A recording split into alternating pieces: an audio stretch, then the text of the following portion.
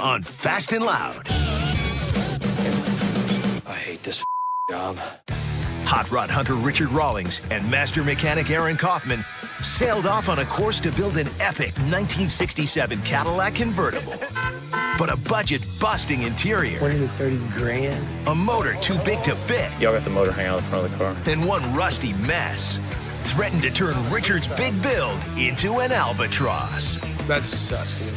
Now, it's all hands on deck to get the Cadillac ship shape.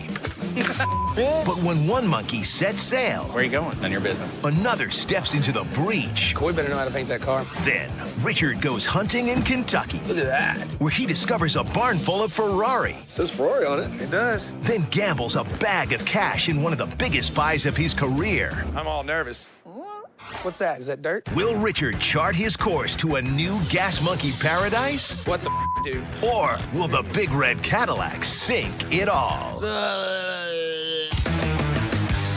A little bit of a problem. Ah, this sucks.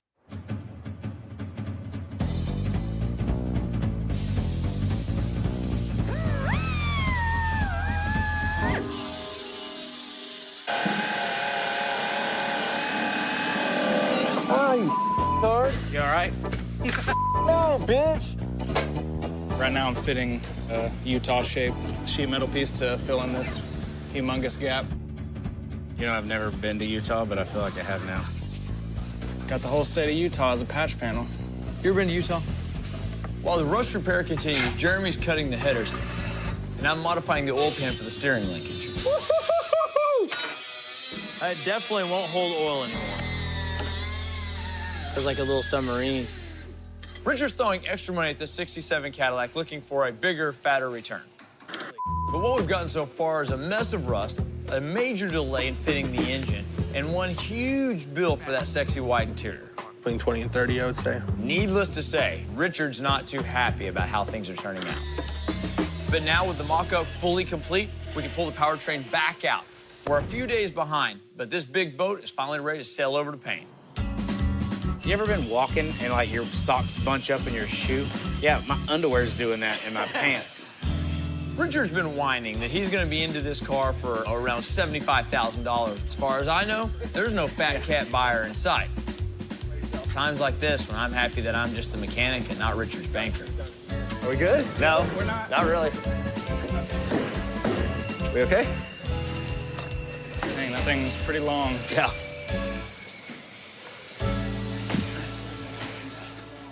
Where you boys at? Standing around drinking coffee like usual, and I'm in there making money. How's y'all's break going? Went well. Pretty good. My morning's going excellent. Good. Sold the Caddy. Where is it? It's over in the body shop. KC's getting ready to paint it. Who's your buyer? Raising Cane's is what it's called? Chicken place. Yeah, chicken I've place. eaten there. I can tell. For a second there, I thought you were gonna tell me Colonel Sanders. Jeez. Okay, well, he's got some kind of parade coming up. The guy that's buying it, he wants to put his dog in it and drive around. That's all I know. So here's the scoop. This guy, Todd, built a restaurant that sells nothing but chicken fingers, and he named it after his dog, Kane. Well, it was such a success that it turned into a really large franchise, and he's got a big parade dealio coming up in just days, and he wants an epic ride for him and his dog, Kane. I think that's a great idea with white interior. I think it's a wonderful dog. As long as the check clears, I don't care. Y'all just Hopefully he get has it a done. white dog. Break time's over. I don't Finish think I've ever seen a coffee. clean white dog.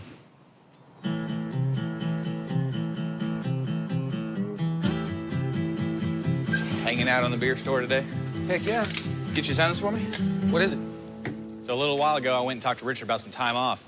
He kind of okey-doked me and agreed to it, so I got my request form all filled out. I handed it to Richard. I'm a little nervous about what he's gonna say about it, because I know we got a Cadillac to paint. Dude, you can't have any time off right now. We talked about this, man. It's already booked, already paid for. My wife and kids will kill me if I cancel this. Wife, kids, you know, family, spring break, what have you. Now you need some time off right in the middle of painting, I guess, size-wise, maybe one of the biggest cars we painted. But who's gonna paint the car? Coy. I've seen him paint a few things. I think it'd be fine, man. You think? Here at Gas Monkey, there's never a really good time to take off. We're busy 5, 6, 7 days a week. Coy can handle it. I'll take responsibility for it. Why do people have to take vacations? Why can't you just work? Because you work the out of us. Yeah, but you don't see me going off and taking vacations. Coy better know how to paint that car, man. He will. Thank you, sir. So if he comes back from vacation and the car's not right, then it's his weekends and his nights that he's gonna be eating up because everything else we've done to it, we haven't scrimped a penny on. We're spending a lot of money on this car, and the paint has gotta be perfect. Who do I turn in a request for vacation time to? My boss is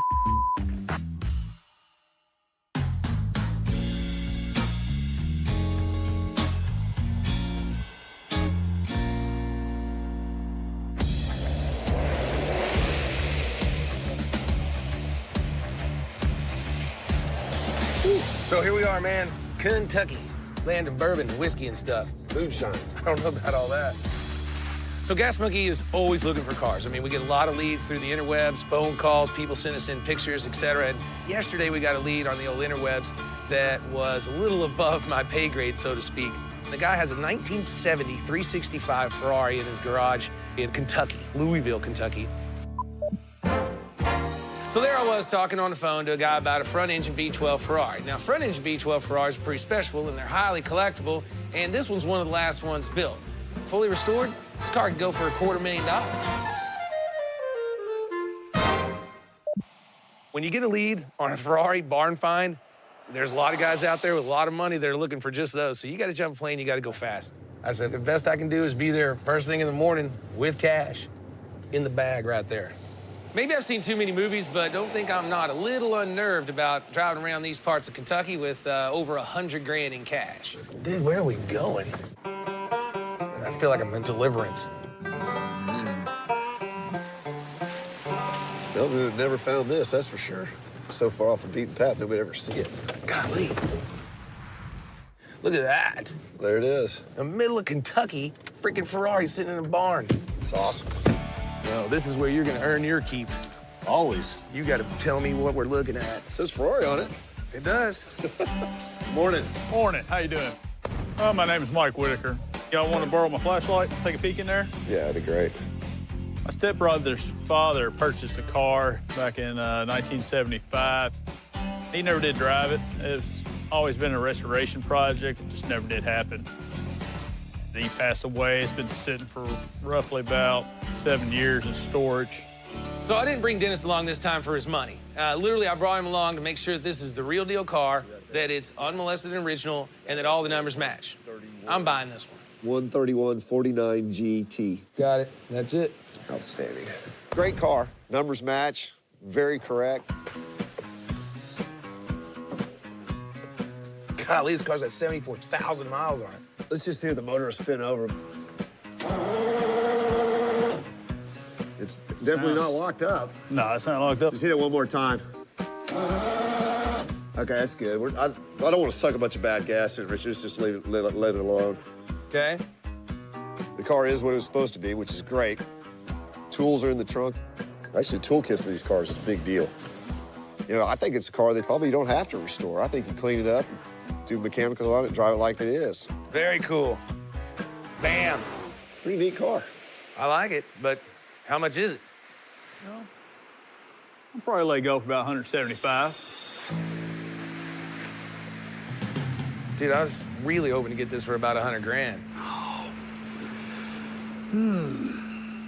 I'm here, I got cash. About 150,000. You're moving in the right direction. Well, Dennis, I mean, what do you think I should pay for it? I mean, I don't know. I think it's a $125,000 car. He says 125, got you to 150. Where can we go from there? I can do 140 flat. That's the lowest I can go. Let me talk to Dennis for a second. Let me think about it. You won't be stealing it there, but you can't buy those cars. It's not going to make a bunch of money from there, but it won't lose. I mean, I can make a quarter on it, can I? Probably, yeah. Yeah, let me get my cash. If I want to play with the big boys, I can't split every big deal with Dennis. I mean, it's time for me to sink or swim on my own. This is a big step for me. One, two. Well, I forgot the handshake. We got to deal at 140. Appreciate it. I'm all nervous. I've known you for a long time. It's the first time I've seen you actually shake when you're giving somebody money. Dude, it's 140,000 bucks. The whole time I was pulling out all that money, I'm like, that's like 5 cars to me. I mean, that's like 5 chances to make money, not 1. 50, 50, 40. 140 grand in cash, just like we said. No good deal. I really wanted to pay 100, and we ended up at 140 grand. Did I steal the car? No, I don't think I stole it. Well, man, Michael, we appreciate it. Hey, no problem. You feel free to count that. I think this was a good deal. Like I said, we inherited, so, I mean, that's 140,000 plus in our wallet. Let's get back to Dallas, man. You better be right this car's worth 200. I gotta sell this thing fast. So we're gonna get out of here because it's rainy and nasty, and I think this dog's fixing to eat me.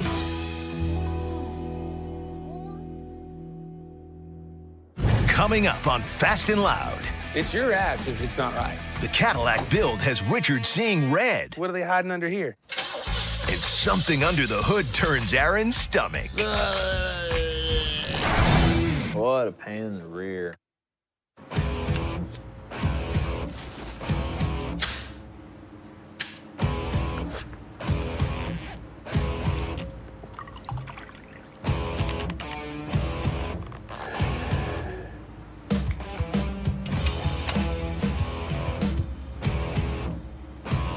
So Casey gets to go on vacation, and I gotta paint the Cadillac. Everything's taped up. I got my guns loaded. It's time to show Richard what Mike Hoy can do.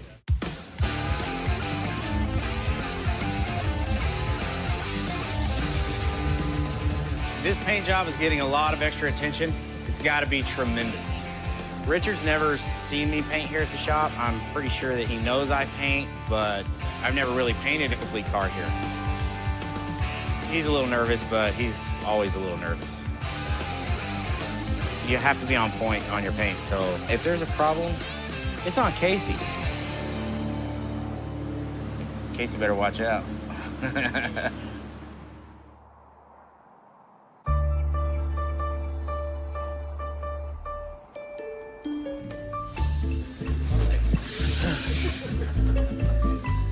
Sorry, guys. Oh, good game. This thing is ugly. It looks like an old Jaguar to me. Uh-huh. There's only a small number of these. Yeah, they're rare made. for a reason, because they're ugly. Because they rarely run. When we were checking out the car, Richard told us to only get it running. Don't mess with anything, don't take anything apart, get it running first. He didn't want to really take anything apart. Since when do you listen to him? I never listen to him. Let's take it apart. What's he gonna do? Fire me? I was looking for a job when I found this one. Everything on this car is just different. Thing's got dual oil filters, dual distributors. The alternators run backwards. Instead of them the pulley's facing forwards, they're actually facing the engine. They're completely backwards. I'm not trying to figure it out. Let's just start it. Give it a little old cough medicine.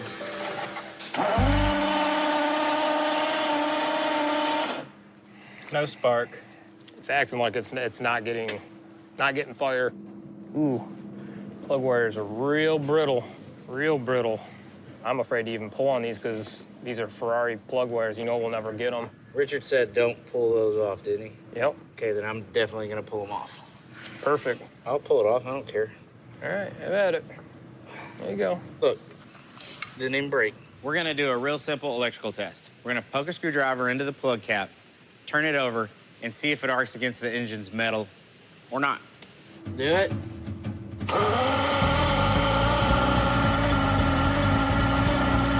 No spark. No fire. I've got an idea. Whether it's good or not, I don't know. But, Keenan, crawl under the dash there and give those fuses a wiggle. Go ahead.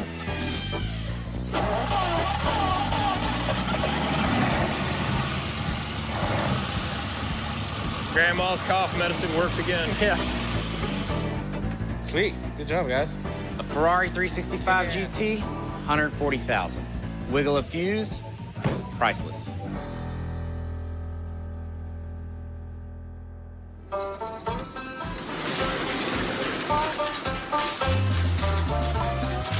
So I finished up the Caddy.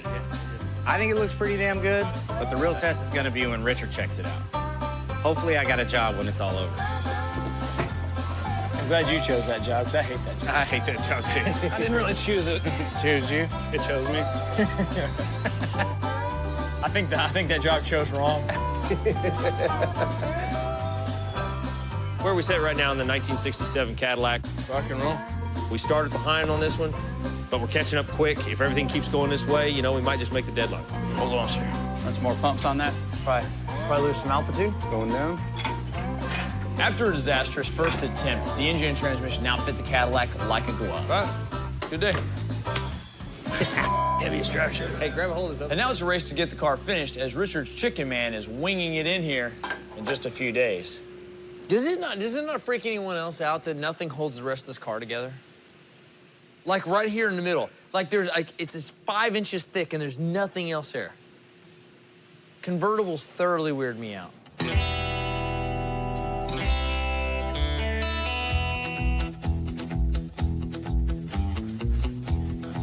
Casey decided that he wanted to take a vacation with his family and kids, but we're right in the middle of the Cadillac build. What's going on, buddy?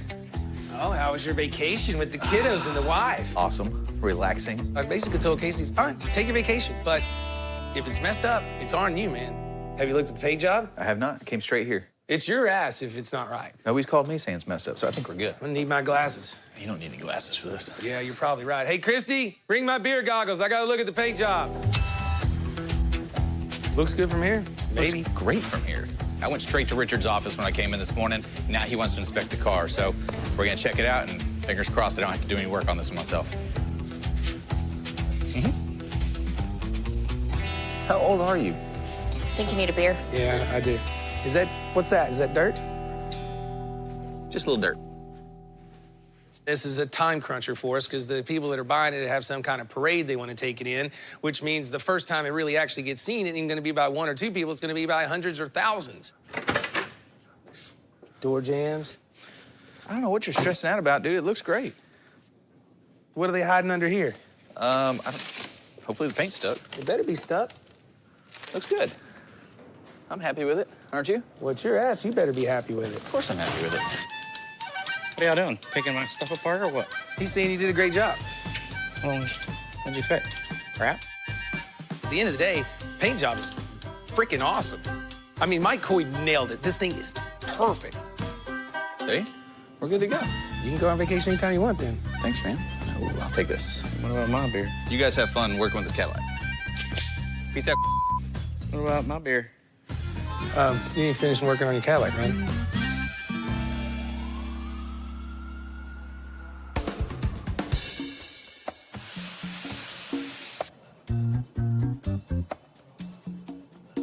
We're close to getting the car running. Aaron's really eager. He's pretty adamant about getting it running. Should be able to bust it off, get it going, and Aaron will be a happy camper. You ready? Yeah.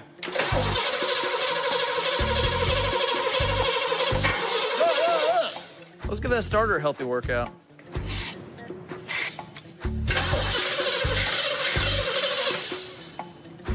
Bigger motor than that, probably needs a little more. Yeah, half the can. You want to get some real gas? We can find some gas. Let me get some gas. It ain't got no gas. All right, here's some gas right here. Pour it right down the throat, pour it in a bowl. I don't really care. So we had a pretty good week putting the Cadillac together. Not exactly where we'd like to be, but we're closing in on it, and it's a bitchin' car. Think pounds harder than a fresh stud the first day on a porn set. But as good as that exhaust sounds, there's something else coming from the motor.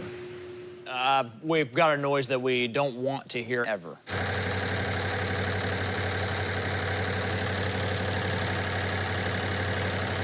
Coming from right here. You can hear it, it's all right here.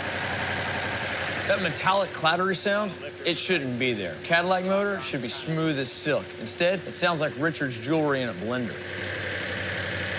We'll go ahead and turn it on. Fitting this massive motor here already cost us several days, and now we've got a whole new mess of issues to figure out. What a pain in the rear. Coming up on Fast and Loud. We got a running car yet?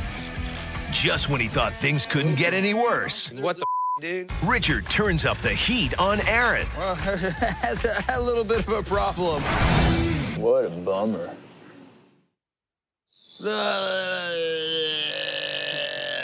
What a pain in the rear. We're in the home stretch on this 67 Cadillac, but when we went to fire the engine up, there was a horrible noise, and that noise tells me that we're not home free yet. First, we're gonna check and see if there's something hitting the valve covers, but there's not a mark on them. One thing to keep in mind is that Cadillac prides themselves on how quiet and how smooth everything is. This motor is not hot rodded, really, and so this should be a almost silent motor. Noise is coming. It's not coming from the valve cover, so it's more than likely one of those rods are loose. I took a hard look at the upper end of the valve train. Because the noise was so pronounced, I expected to find a pretty obvious problem. Has to be that, man. Nada, nothing. I didn't find anything that jumped out at me, like literally or figuratively. That leaves me with this sinking feeling that we haven't found the problem yet.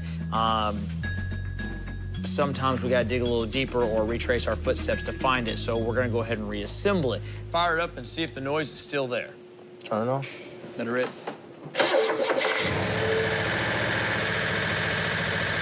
Sounds just as bad, if not worse, which means we've got a real problem. What a bummer. Richard's expecting this car to be done in 8 days, which means we're gonna have to do much more invasive surgery to figure out what's going wrong with this motor. As soon as it cools off, tear it down.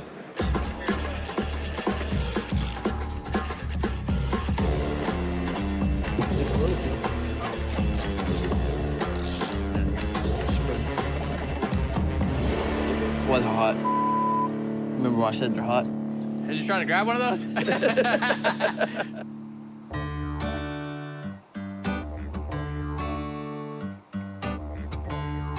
Oh, yeah. That is what I am talking about. Turned out pretty good, didn't it? Get you some of that, cowboy. Wow. So the guy's got the Ferrari up and running, and now all that's left to do is get Buff Monkey to do his elephant wax magic on it. That doesn't even look like the same car. It doesn't. Holy cow. Cleaned up good. It's cleaned up very well. Brian did a great job on making this Ferrari look its best, and just in time, too, because I found a potential buyer out of Southern California that is serious. I understand he's got a warehouse full of cars, and I'm gonna go ahead and roll the dice. Ship the car out to him and let him inspect it on his own at his shop. A lot of hours into it, though. Oh, here we go. You're already baiting me for money now. 10 hours to hand polish those aluminum wheels out. Yeah. A couple days on the interior. How much you wanting for that? You know, we're at around 2,000, 2,500. Everybody's got their hand out, and I tell you, I've already pulled all the cash out of every cubby hole and hiding spot I've got. But you gotta spend money to make money, and this Ferrari, well, it better make me a whole ton of money. I'm ready for the next one, so send them on. Next one? Yeah, I hope there's a next one.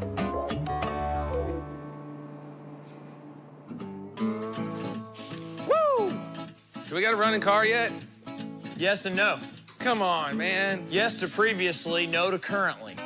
That's when things didn't look so good anymore. As a matter of fact, they look kind of like We had a pretty significant noise, valve train noise. So we hunted it a little bit, decided to run it, thought maybe we had a stuck lifter, blah, blah, blah, blah, blah. It definitely wasn't that. I thought we bought this motor already ran, dynoed, everything. A year ago, yes, and it sat for a year. And so that's the thing is we couldn't nail down without taking the engine apart. So I'm super pissed off. I mean, we ordered a carb to pan motor, perfect, ready to go. I don't want to piss the CAD 500 guys off, but I mean, what the dude? I would call him and go, you really? I just paid you $13,000 for a motor that's supposed to be carb to pan, runs and dones, and here's your dyno sheet. Well, and flat out, the motor was built and run a year ago. We called and needed one right now. You remember that, right? Okay. So we pulled one off the shelf that had been sitting for a year, and I asked him, I said, did y'all fire it before you sent it to us or pull it off? He said, you said ship it, so we pulled it and put it in a box. And so we accept some of that responsibility when we call and do that to people. So there you go. $13,000, $14,000 for a motor complete, carb to pan. Now we're tearing pieces out. It sucks. Don't let these guys be crawling around in the interior when we get it in. It's white. Get on it. You only got a week.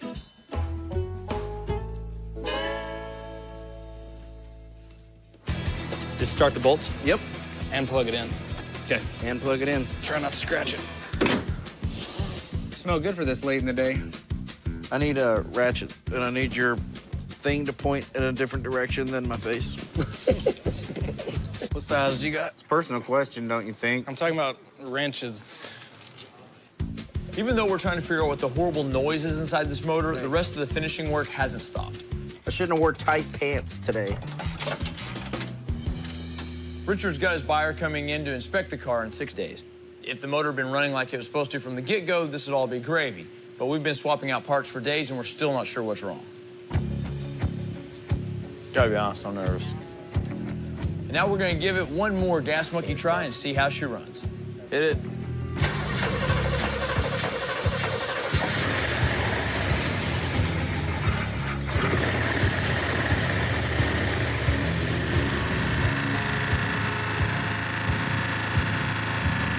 We've been over every cam to lifter relationship, every push rod to rocker arm relationship, and it's still not happy. It's like these parts just don't belong together. However, the most ominous thing is the nasty vibration. Cadillac motor should be smooth as silk.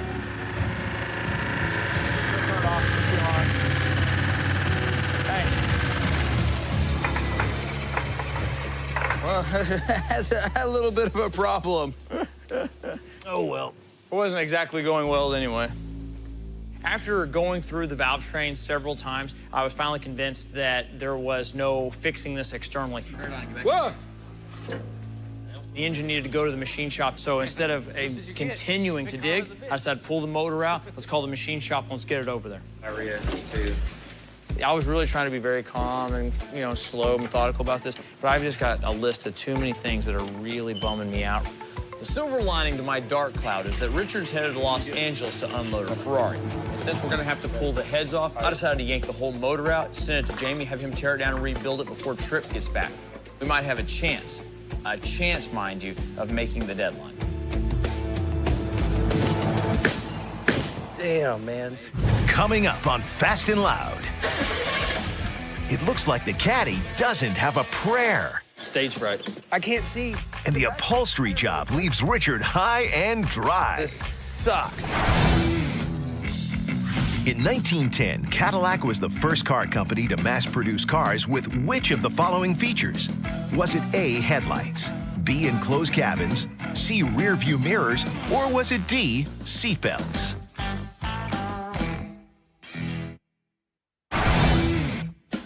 In 1910, Cadillac was the first car company to mass-produce cars with which of the following features? The answer is B. Cadillac drivers were protected from the elements in the comfort of a fully enclosed cabin.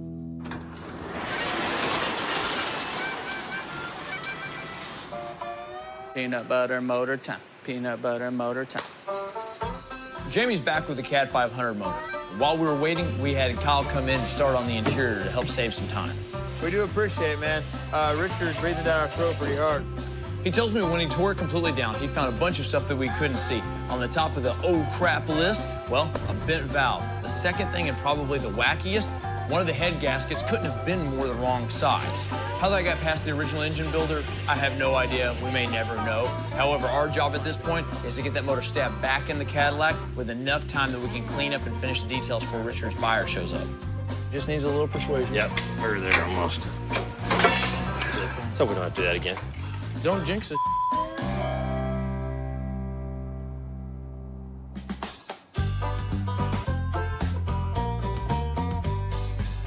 Last night, I hopped on a plane, and now I'm driving around L.A. to try to close a deal on my 1970 Ferrari 365 GT. I paid $140 grand for it. I got my guys to get it running, got it cleaned up, and sent it out here to put it right under the nose of my buyer. All said and done, I got about 145 G's in this thing, and I told my buyer it's worth 250. And he's no fool. He's in the business just like I am, and he said the name of his business was Beverly Hills Car Club. I don't think this is Beverly Hills 90210. It's kind of adjacent. I'm Alex Manos. I'm the owner of Beverly Hills Car Club, and we buy and sell European and American classic cars in any condition. Alex, what's going on? How are you, man? Good to see you. Likewise. Right on. Man, you got a lot of cars. Yeah, we got roughly 250 cars in stock. Really? Yep. I met Richard on the internet, actually. I was looking online like I do every day, and I saw his Ferrari, and I gave him a call, and that's how we met. Look at that. Looks good already. It does look at home. Sitting in here with all this. You've had a chance to check it out, so what do you think? The car does run and drive, which you said. It's a Ferrari. They're gonna need work Needs regardless. everything, yeah. But what's the best price you could sell the car to me for? We'll take you to the bank right now and close the deal. I'm in the car for, let's call it 145. I got a great deal on it. I mean, I got a great deal on this car. So I want to advance as much as I can. 250 is where I'm at, and they're moving. They're going up. They're definitely going up in value. You're here, it's here. Bank of America's right there.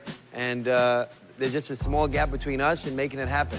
If you do 190 right now, it's finished, sold, as is. I don't want to drop that low. I mean, I'll drop down to 225, but I mean, I think I'm getting in the realm of giving away money. I need to be under 200. I would Come do. on, man. If you could do 190, we'd have a deal. Oh, man, it's only $1,000 to get it back to Dallas. I hate to cut it that short. He's like, I got to be under 200. I got to be under 200. Well, what's under 200? How about 199? Anytime I buy a car, I want both sides to be happy. So if I make a deal with them, I want to make sure they leave happy and I leave happy, and that's kind of the definition of a good deal. I'll do it. Killer. Thank you. Right on. Boom. We made a deal at 199 grand. That makes a really good payday for Gas Monkey. We're happy, he's happy, and hopefully we can do some other business. I got a pocket full of cash now, so show me around. What do you got? I'd love to. I think that's a fair deal for both of us. Maybe we're both a little bit uncomfortable, but we both left happy. And, you know, hopefully we're going to do more deals in the future. That's this car rad. just came out of the barn also. With that albatross of a Cadillac sucking me dry, cash deals like this one are the only things that keep my head above water. Yeah, I can see doing more deals in Beverly Hills. First thing I'm thinking, those 2 Jags I got a week ago. Well, I appreciate you showing me around. Well, I appreciate making the deal with you. We'll do some more, for sure. Woo! Beer 30.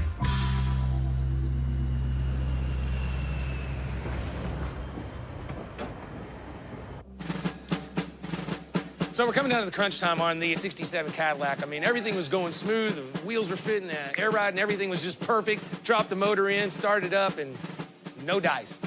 My buyer's showing up the day after tomorrow, but Aaron is swearing to me he's got the motor problems licked. Will it run? Yeah, hope so. Is it gonna haul ass or what? Well, it'll be much quicker than it used to be. Maybe. Oh, there we go. Good job. Maybe. Stage fright. Guess not. Let's take it back out. Come on, man. Are y'all jacking with me or what, man? It's gonna give you a heart attack, man. We haven't tuned a carburetor or anything. All right, cool. All right, kill it. So right now we are fixing to put the hood on, and then we're done. Air ride works good. The exhaust is finished. And then Hicks is on his way. He's gonna put in the seats for it. So getting the hood on. That's it. Oh, man, nothing like cutting it down to the wire. Don't do that to me again, man. I was about to have a heart attack. Dang. Y'all remember I didn't go out to sue, but I got Kyle Hicks to do the upholstery, and he must have a whole bunch of high-paid stitchers over there because his interior's costing me 30 grand. But it's gonna be great because he's been working all late at night, and that stitching is gonna be absolutely primo. Like Aaron said it best, it's gonna be like a marshmallow riding on a cloud.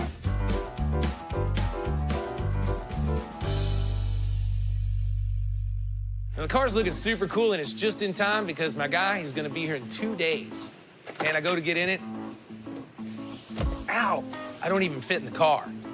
Well, everyone says you're really tall. I'm not that tall. I wasn't that tall when we bought this thing.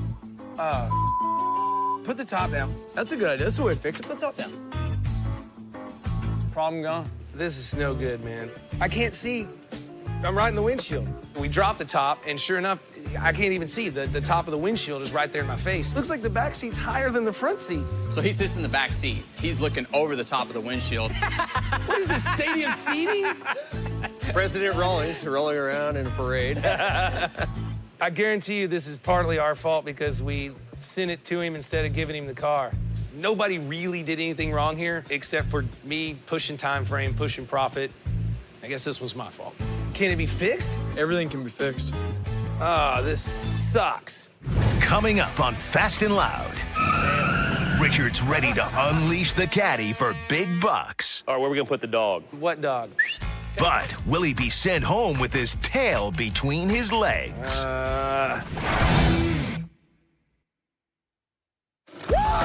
It is officially now Friday. Work is done today. Shut the front door.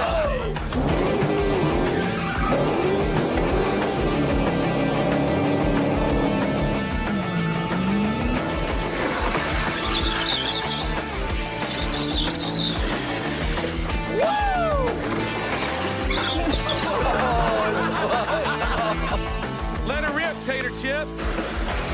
You better run!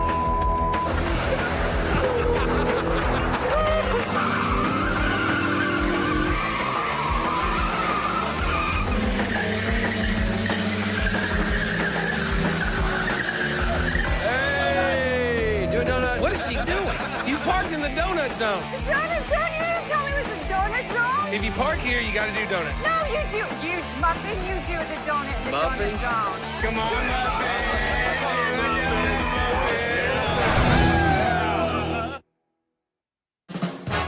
Introducing the Gas Monkey 1967 Cadillac DeVille, America's premium luxury automobile. The Cadillac DeVille is formulated, forged, and finessed in-house by our master craftsmen at Gas Monkey Garage. The 500 cubic inch engine allows you to motor effortlessly down the highway at any speed. And with adjustable air ride technology, you will ride in style and luxury whether you're on country roads or at the country club. Add custom white interior for an additional $30,000 for a truly polished look. Cut that out, dude. What, this? Pretty much. Yep, that. So here we go. 1967 Cadillac convertible from yours truly, Gas Monkey Garage. One of the cars that we really haven't built before is a big body Cadillac, big slab side Cadillac. Well, we found one in Export, Pennsylvania. Once we got this car back to the shop, I started thinking, why not up the game a little bit, maybe attract a buyer with a little bit more pocketbook. So I bumped the budget up to 30 grand and gave the guys 3 weeks. To get that floating on a marshmallow Cadillac ride down to the proper altitude, we used our favorite ride tech components. Even under this big boat, they absolutely did the trick. And when it came to wheels, I didn't really feel like big billets fit this car. I wanted something that was a little bit more subtle. So Detroit steel wheels, well, that was exactly what this car needed, and little bitty white wall tires. The original motor wasn't all that powerful, so we went with a rebuilt CAD 500. And to keep that beast cool, we used a custom Ron Davis radiator. Kyle Hicks ended up doing a lot of the interior work back at his shop. Did a great job, and the interior turned out perfect. Painting a car this big is a massive undertaking. When I turned the job over to Kiki and Mike Coy, they nailed it. This car is phenomenal. Mike Coy, Kiki, way to go. I think it turned out great. It's got the right stance, big wheels, the interior is right. Man, what else could you want from a Cadillac? It's a 1967 Cadillac convertible, and I think it's badass. Gas Monkey and Cadillac. Get you some of that.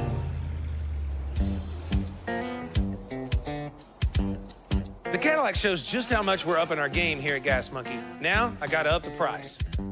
Oh, that's fine. I mean, we went pretty nuts with this. Our buyer Todd's here to see it, and hopefully we can close the deal. Todd Graves, I'm the founder, chairman, CEO, fry cook, and cashier of Raising Cane's Chicken Fingers, and I'm here to see this 67 Caddy that I talked to Richard about. Let me show you what's going on under the engine. Fine, I love it. 500 cubic inch, real deal Caddy motor. When I talked to Richard, I really didn't know what I had in mind. I just wanted a car with a lot of presence and something I could load my crew up with me driving it and have my dog Raising Cane the second. Woo! Richard said he had the perfect vehicle for it, a 67 Caddy, and so that's why I'm here to check it out. How awesome, huh? Well, I'll tell you what, we need to go for a ride, because that's when you're really gonna love it. Real new, huh? Damn! Man, it rides smooth, huh? Is that that air ride? Yeah, it's great. We're just rolling. We went out for a ride, the car's fast, it's smooth, everything works like it should, and it's got a lot of power. So he dug it right there. He had a big smile on his face. I got him hooked. All I need now is a smile on my wallet. Damn, what a ride, baby. That's what I'm talking about. You're right. If you like it, it can be yours. Well, I mean, I love it. Absolutely love it, man. It's it kind of embodies my whole what I wanted. Something for Kane, something to take out, something recognizable. It really, at this point, just comes down to price. You were trying to keep a budget around 150 grand and make it in time for your event. I'm really hoping that I can inch that up to around 180 grand. Now, here's the sign of a shrewd negotiator. I'm asking 180 grand, and Todd counters with something totally unexpected. All right, where are we gonna put the dog? What dog? A Kane. My dog, Raising Cane, our mascot. Well, if she lays down, you're not gonna see her. You could build a box or... Do you want to get her in at some point and see what you think? Is she here? Yeah, she's here. All right, bring her. Yeah. And then Todd lowers the boom. He pulls the puppy card on her. Who can negotiate against that? Certified pet therapy dog. Come here, girl. She listens just like my wife. She's 16 years old. Come here, baby. She needs a ride. She's getting so old. Come on, baby. Come here. Oh, she's got it down pat. Like she knows it, huh? Is this She's your like, car, baby? I'll cruise a Cadillac. I'm down. Ready to have a little wind in your hair? How's your dog? I think she likes it. You like it, girl, huh? You like that? You like it? We can do the box like we're talking about, and it'll get her up a little taller. And it's all about price. I mean, I can do it however you like, but I'm kind of at that 180 mark. I want to do it, but I need you to do the best you can with me. I mean, I'm already at 180. We're talking about doing trunk modifications and adding more money to it. And so I know you got to make a, living. Do something that's fair. 160? It's a lot of money. It's a lot. That's a lot of chicken fingers, man. How about this? Can you take 150 and then do your modifications to it? Kane, what do you think? I'm a salesman. I got to sell it. 150 grand. 150, we got it? Yes, sir. Love it, man. All right, thank you, man. Kane, baby, this is our car, huh? There you go.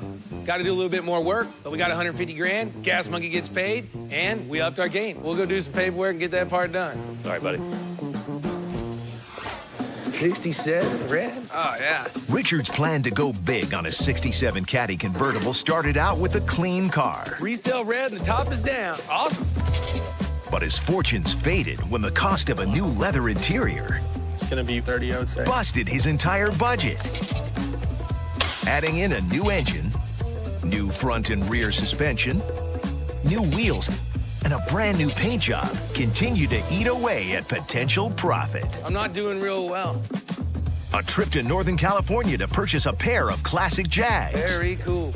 pulled even more cash out of Richard's wallet. And he found a few Ford bodies that pushed his payday even further away. Hey, keep pushing. But Richard battled back when he made a quick flip on a 61 Volvo. It says Ferrari on it. And then scored even more cold cash on a 1970 Ferrari 365. But the real flip in his fortunes landed when he cashed in the Caddy for a price even a dog could smile about. Woo! Leaving Richard more than 135,000 reminders that going big is the only way to go. So after it's all said and done, we stepped up, sold a 1967 for 150 grand that we probably had around $80,000 or $90,000 in. Now, I don't know how good you are at math, but I can add pretty fast, and that's around $50,000 or $60,000 profit, and that works all day long. If we could do that every time, we could probably buy a bigger shop or a faster beer assistant. It's pretty good, though. Whoa! Now on Fast and Loud. Hot rod hunter Richard Rawlings and master mechanic Aaron Kaufman break with tradition as they attempt to give a rare Ford GT supercar that's seen better days. Where's the rest of it? A big money Gas Monkey overhaul. We can improve on the stance, the brakes, the wheels, the power. But an unwelcome surprise We've got a crack in the frame rail. threatens to ruin their fun. I haven't even determined that it's a full-blown problem yet. We'll determine that it's not. Meanwhile, Richard stumbles into Camaro Shangri-La. It's everything or nothing. Tries to make a deal on a couple of old friends. I got this Jaguar and that one. And gets unexpected news from another. That's kind of weird. Can Aaron salvage the GT and supercharge Gas Monkey's fortunes? Or will Richard take a six-figure hit to his wallet? Did we find the major disaster? Yeah, and it's bad. The rest of the way. Come on, man. Here we are in beautiful Lufkin, Texas. So we live in the lap of luxury today. Don't have to work, sit over there, chill out. Yeah, it's kind of nice. So I'm going out to Lufkin today to look at a Ford GT. They're pretty rare, sought-after, high-end muscle cars. They only made them in 05 and 06. I had one a long, long time ago and sold it at like 125 grand because I thought the market was going down. Now they're selling for 280, 300. Jeez. Now that Gas Monkey is doing so well, I got a little bit more money to invest in cars, which means bigger profits. So there's no way in hell I'm not going to check this one out. There's just one little catch. It's got a little bit of damage. All right. It's gonna have to be fixed, like body collision damage. Okay. That's right. The only reason this GT is for sale is because, well, it got in a nasty little accident. And that's why, instead of Aaron, I brought old Mike Coy here. He's gonna be the one that's responsible for fixing the damage. The expert. Yeah, expert. Use that term loosely. The expert. No. It's wrecked in the front. The thing is, if Mike thinks he can fix it easily, well, then I don't have to do a whole lot to make my money back on this. Just by putting the car back together, and there's potential upside of 100,000 bucks. Yeah. This is gonna be pretty rad, if I can get it bought cheap enough. Let's go see what he's got, man. All right. Go ahead, man. Thanks. Hey, Andy Richard. Man, what's up? Andy House. Andy, how you doing? This is Mike Coy. We're at Ultra Hot Motorsports. We specialize in high-end exotic cars, buying, reselling, fixing. Yeah, why don't we just buy one that's fixed already? Because that's not how you make money. This is called a business. Oh. Holy cow. So which I thought you one said is it was wrecked in the front. Oh, no, that's not it. Oh, this one? Yep. This is all you. Oh, my God. Where's the rest of it? It's laying over there. When Ford decided to make a street-legal version of their 60s GT40 race car, the result was a 2005 Ford GT. It was designed for pure performance from the ground up. This car had a 550 horsepower mid-mounted engine, aluminum frame. This brakes the size of trash can lids and could go 0 to 60 in like 3.5 seconds. I mean, this thing was a monster. But that's on a good day. And this car, it's not having a good day. So how many miles are on this thing? 4,000. Andy told me that it still runs and drives, so that's good. But as we know, the really important stuff on this car is not in the front anyways. Oh, yeah. That's what I'm talking about. Man, these things are so rad. So, is all the damage contained to the front? That's it. Once you get the subframe mounted back on, the fenders and stuff on it, you know, that's when you'll be able to tell if there's any other structural damage. But you can tell the firewall's still straight, so car was impacted from the left side over there. Huh. Can you put that car back together or not?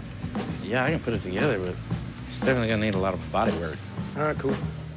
So, you're at what? How much you want for this? 155. I can't do that. I don't think I can fix it and still get it and still break out. But it's clear title, 3,600 miles. How about 130? How about 150? You're not moving very much. Am I supposed to go down now? So Andy's asking 155 grand for the car as it sits. 155 plus the labor plus the parts. I don't think I can make any money there, so I gotta get him down on the cash. Let me negotiate. Why don't you just not make me pay you a paycheck and then I won't have labor rate? How about 140 grand? That's what I got. I can't go past it.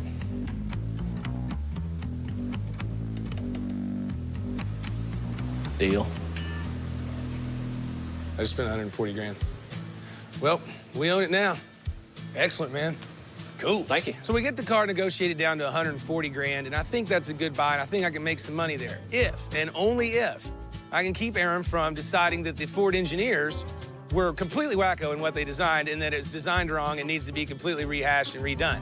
So is that the last of the parts? That's it. Cool. Let's get them in the back of the truck. Plan now is just to get it back to Dallas, take a good look at what we have. Mike, tie that stuff off. Let's go. Find the cheapest way to fix it and then flip it for a guaranteed profit. I think I could have got it for 100. No. I totally could have got it for you. You should have let me negotiate. You're not a very good negotiator. Yeah, you didn't even let me try. You're losing this negotiation. See you around, Taylor. Hey! Hey, I'm back here! Hey! Hey, god dang it, he's always in a freaking hurry. Hey!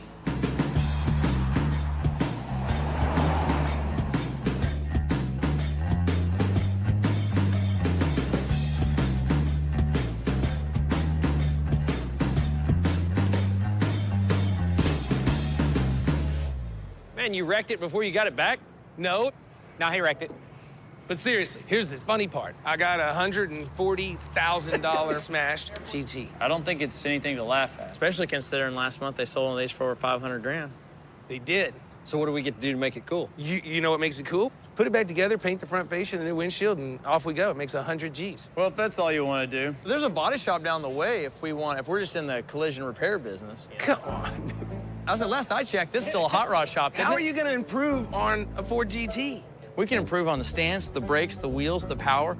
Yeah, I mean, you name it. Why are y'all already trying to... Everything Ford makes, it's awesome as a starter, and then we can take it the rest of the way. We can still make some money, and we can have some fun somewhere in the middle. Opportunity. Come on. You know, I told you guys Aaron would do something like this, but I was hoping. Sure, he might want to upgrade the brakes or get a little bit different wheel and tire setup or something like that, but He wants to build the whole car. You know, the other thing is, check this out. I've never seen one on air ride. Air ride? Air ride. And the common consensus is that you can't go fast on air ride, and I think we can prove that wrong. Air ride? On a freaking sports car? And he's like, well, people don't think you can do it. Well, there might be a reason. Those people out there, well, that's probably a consensus. You're ruining the value of the car. Says who?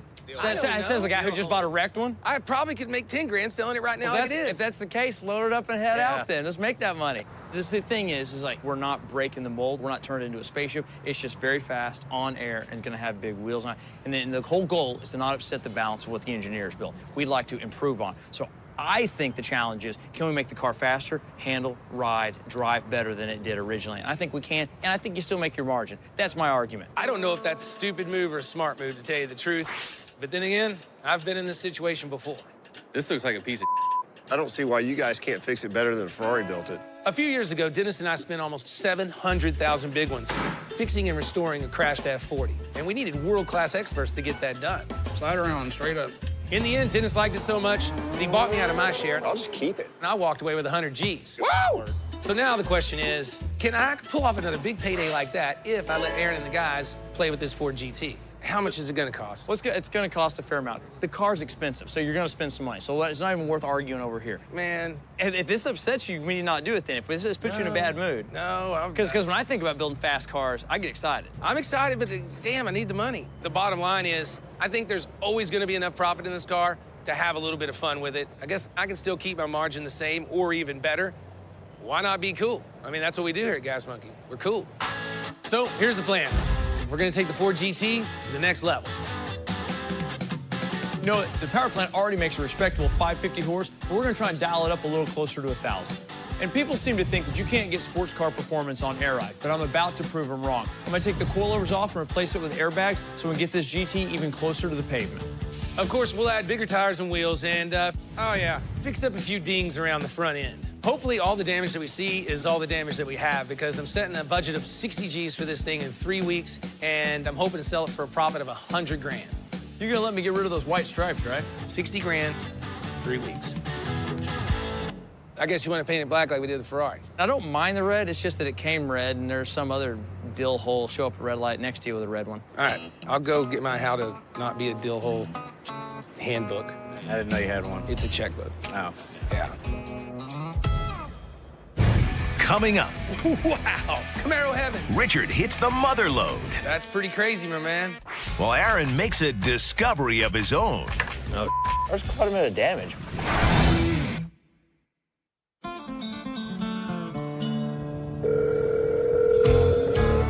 What up? Hey, man, I just got a call. There's a guy down, I guess he's kind of south of you, maybe, south of Rockwall. Says he's got 16 first-generation Camaros, and he wants to just get rid of every bit of it. All of it? Are you kidding me? He says he's liquidating. He's done. He's getting out. So here's an interesting turn of events for you. This morning, I get a call from a guy who says he had 16 first-generation Camaros and probably that many torn apart. And I'm thinking, how can that many desirable cars be sitting under one roof just like 20 miles from Gas Monkey? I know about every stash there is in this part of Texas. There's no way. Man, that's really close to my shop. I've never heard anybody that had 16 cars out there. Well, neither have I, but I got the lead and I beat you to it, so there. Now, if I don't know about it, Dennis doesn't know about it, Thomas Weeks probably don't know about it, and the other guys that do this kind of stuff like we do, they don't know about it. So it's time to grab some cash and make sure that Tricky Ricky doesn't miss out on some of the good stuff. Hello? Hey, Richard. If I had to guess where 16 or 17 Camaros would be, it'd be the big building, right? It'd be the Long Barn. Right on. I'm Brent Cornish. Brent, good to meet you, man. Good to meet you. Well, let's take a look at what you got. Come on inside. Wow. Camaro heaven. Whoa. Holy cow. That's pretty crazy, my man. When my wife and I first met, I had already had a 67 RSSS Camaro. I think that's what actually attracted her to me. We eventually got married and bought another Camaro, and that seemed to satisfy us for quite a short time. Next thing you know, another one came along and we purchased it, and then another one and another one and another one, and then it just carried on like that. You got 67, 8, and 9s in here, right? That's correct, all first generation. Wow. Unfortunately, Diane passed away 3 years ago, so as much as I still like the cars, I don't have the same feeling for them. This RS is a numbers matching car, Okay. 227, 210 horse.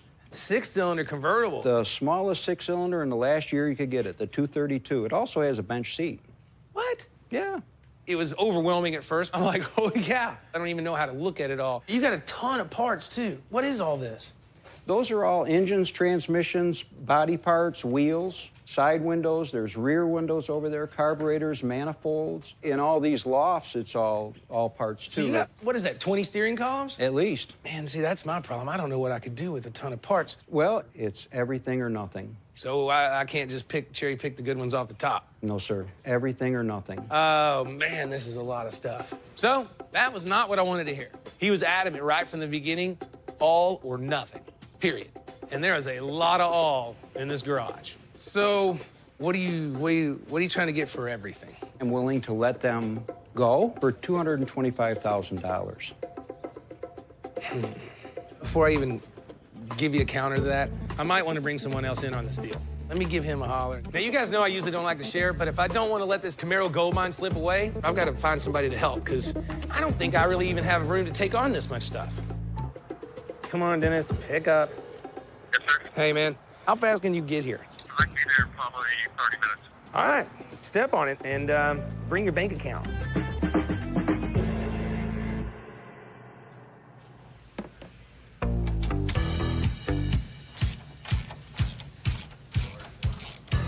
I love this car. I mean, it is exciting to work on it because building hot rods, you don't think you're ever going to work on one of these, you know. If you go into the performance game, putting on turbos and blowers and stuff like that every day, I mean, this is not that weird, but in the general hot rod business, definitely an interesting car. So yesterday, Richard pulled the trigger on an 05 Ford GT supercar with a wrecked front end. And rather than just fix it and flip it like a body shop full of misfits, we're actually going to make the car a lot cooler. All right, let's get the rest of her apart.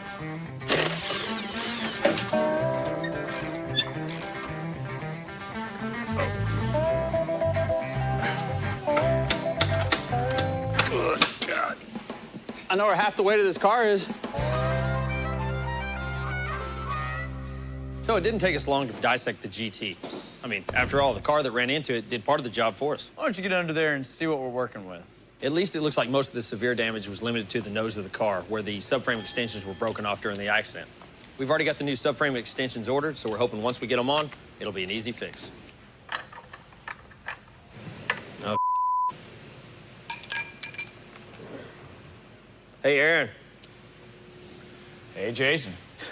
Hey, you got a second to look at this? Sure. The pieces they sent us to kind of patch this thing back together, they're not a big deal, but we've got a structural crack in the frame rail that kind of is running here inside. It's pretty substantial, going all the way out to the edge. Yeah, and we got one up here as well, at the pivot point. There's quite a bit of damage. Yeah. As we've come accustomed to here at Gas Monkey Garage, when Richard brings you a front-end collision victim, well, we found a bit more than he expected. Jason discovered a bunch more cracks in the frame. What a mess. Any frame damage is too much frame damage, especially when we're talking about a vehicle that can hit speeds that'll make your mama cry. This box up here sustained a tremendous amount of trauma. And when that broke, everything else started carrying more load. Okay. And so we need to hunt and look for other stress cracks, like where it's bonded, like separations, like in the cab and stuff. Like As far as check the rear as well, just kind of the reverberation. Oh yeah, I'd really like to take a look at it and make sure. And it does pose a bit of an interesting issue because it's kind of a lot of welding. For now, I want to go forward with mocking up the front end. Okay. Even if we find 40% more stuff, I'd rather do it all one time. Yeah. All right, I'll get it done. All right, thank you. Yep. Depending on how extensive the damage is, it could really blow a hole in our schedule.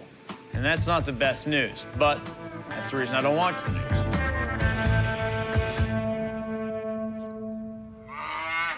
Holy cow. Watch your head, Richard. I'm watching, but Camaro door heaven. We have seats, buckets. Golly. You got to be able to build another 20 cars. Yes, sir. So ever since I set eyes on Brett's amazing collection of Camaros and Camaro parts, I've been trying to figure out what I can do with all this stuff. I don't know how to deal with parts. I'm a car guy. I don't have the room. That's why I gave Dennis a call to come in and share in all the fun. And by that, I mean sharing all the building. Wow, they really exist. Get you some of this. Wow. This is Dennis Collins. Hi, sir. How are you? Dennis, I'm Brent Cornish. Glad to meet you. Well, he's got everything you can see and then tons of things you can't. Wow. Well, let's get cracking. Sir, we'll yell at you if we need you. I'll give you a few moments. You're saying this is like a super, super loaded 67 with like every single option you get except for... So I'm walking through, and just a quick look at the 16 cars. Everything here is sellable. They're all buildable, and people will fight them. It's a good find. Well, that's only if we can get them bought and make some money, dude. The cars are easy to sell. All right, so... 16 cars, I mean, we could sell these cars in a month. Then we'd have to move all these parts. It'd take a long time to sell all these parts on the old interwebs. Yeah, the parts are gonna be tough. I don't have time to mess with the parts. We both came to the same conclusion. Don't want to mess with the parts. It's too much. It takes up too much room. It takes up space and time. But these parts are worth a lot of money, man. There's got to be a way to make it work for us. I'm not saying the parts are worth zero, but to us, the cars that tick. I think the way you go into this deal is we value the cars. Parts are gravy. Say we make the deal and then find somebody to take all the parts off our hands. Who's gonna mess with all this crap? John Ward, he's a nut for parts and he knows everything about first-gen Camaros. I mean, this stuff's gold to him. What do you think we can get for the parts, 50 grand? I think that he'd pay 30 or 40,000 for them without a problem. So you're saying make a deal on everything and then hope that those guys like the parts, which means we could be stuck with the parts. Okay.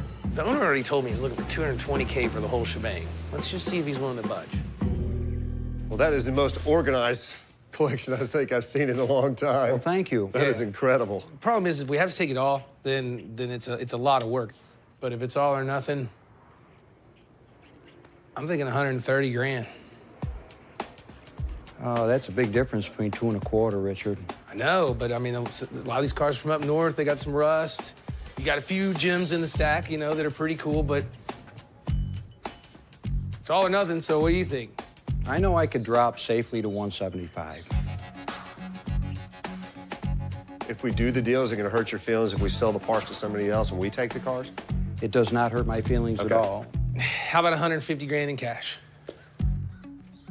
How about if we make that into a check? That's fine with me. Wow. I'll have to go back and get a check because I brought cash. Cool. Thank you very much. Thank you, sir. It's impressive. So we made the deal at 150 grand, and that's good. How about that? It's a good deal. But now it seems like we have 150,000 parts to unload before we can even get home. I don't want to mess with those parts, dude. We need this guy to take these parts off our hands today, or Dennis and I are going to have to start a show called Camaro Hoarders. Coming up, the GT might be a bad fit for Gas Monkey. Uh-oh. That ain't a good sign. What's going on, bud? And KC's got a news flash for Richard. This might not be as good for you as it is for me.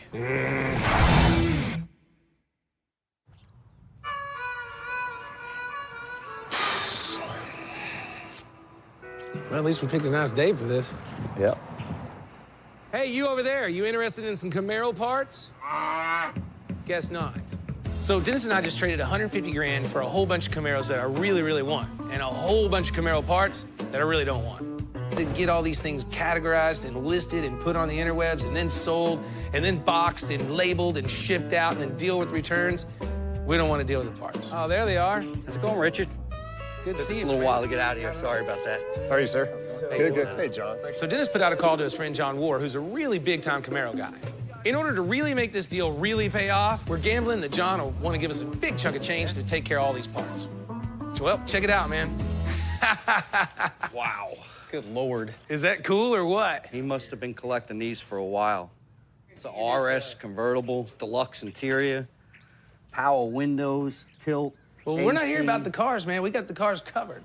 Let's talk parts. That's what I'm here for. There's a couple of parts cars, motors out the wazoo. Big blocks. We've got regulators, carbs. Right over there is 20 freaking steering columns.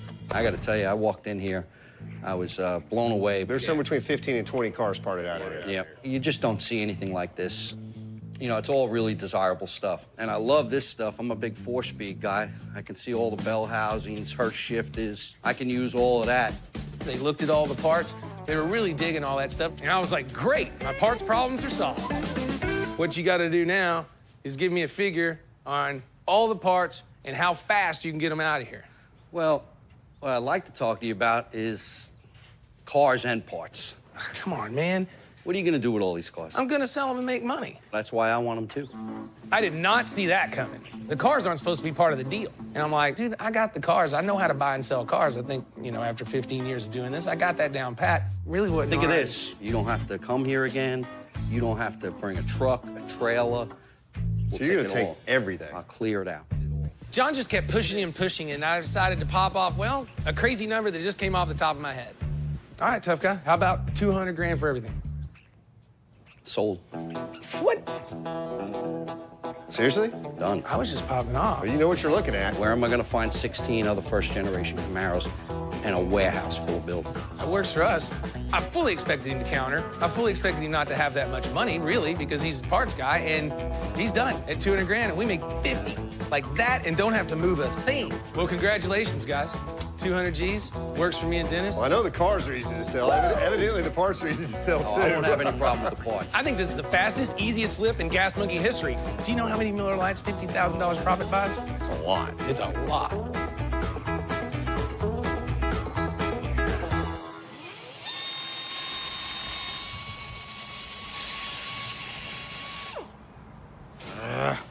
Problemo? Hey, no. We're just missing chunks out of things. I can fill chunks. So I guess when Richard bought the GT, he thought all the damage was contained to the subframe. But earlier today, we found some cracks in the cast aluminum frame too. Not good. It's gonna require some pretty tricky welding to fix, but Aaron's not ready for that yet. Bueno. The guy Richard bought this thing from lined us up with some of the replacement parts for the front end. So Aaron wants to mock it up so we can make sure we got everything we need. All right. Big bucks, no whammies, huh? See how crooked you got it on here. Oh, wait. What? This is why I have a belly.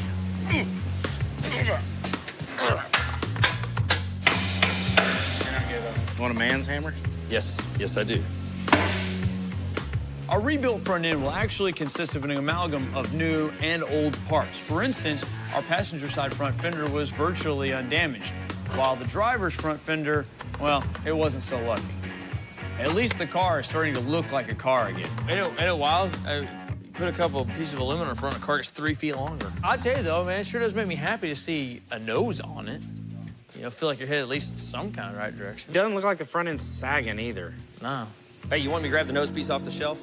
Yeah, I want to see how it hangs with everything on it. Just gonna snap pieces together. Here comes the hood. It's kind of hard to believe that this hood survived. I've seen a ton of wrecked cars. Usually in a front end hit like that, parts just don't survive. What do you think? We don't know yet. We're still loose. It's landing on your side of the hinge, like on the flat part. Yeah, that's what it needed. Some more of that. More of that? There you go. That's a bad thing. It's not gonna happen. It's not gonna line up. I don't think the frame's square. Well, I wanted to see how everything fit together up front, and I guess I got my answer. Dude, I think you're right. Front end is definitely not square. It looks like whatever smushed the front end and caused all the cracks in the frame also knocked it out of whack in some place. And of course, you can't build a race car, not even a street race car like this one, on a frame that's not square.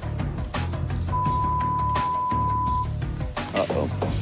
That ain't a good sign.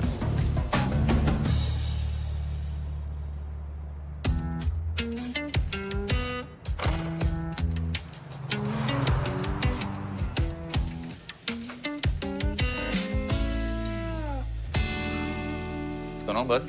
KC, what's up? Oh, I had a few things I want to talk to you about. Oh, God, these never go well. So the last time KC plopped down in here for one of his little talks, he wanted to go on vacation right in the middle of our Cadillac build. I hope he's not wanting more time off. Spill it. What's up? It's good. Well, for me. Last time, he wanted like a week off in the middle of painting a Cadillac. Yeah, it was pretty nice. Actually taking a vacation. I wouldn't know. I never get to take vacations. Well, it might have opened my eyes up a little bit, so this might not be as good for you as it is for me. I really miss my wife and kids, and being with them for a week made me realize that being here keeps me away from them. So I would like to focus on my speed shop and my paint shop and move on down the line. I know I'm not giving you a whole lot of notice, but... You're quitting. Whoa! KC's quitting. That's pretty crazy. There's never been a Gas Monkey without KC. That sucks, man. I mean, I'm all about entrepreneurs. You've been here since day one, dude. I know. You're part of it. It's you, me, and Aaron, like the Three Musketeers. What are you gonna do? Try to build your paint shop up? And It's getting more and more busy. You know, I really hate to leave this place. We've known each other for a long time, so I feel like he's not just a boss, he's a buddy, too. But before I started working here, I had Casey's paint shop, and it's never really gone away. It just kind of became extra money. Well, it's getting more and more busy, so I feel like I need to step back and really put a little more into it and see if I can't make it grow.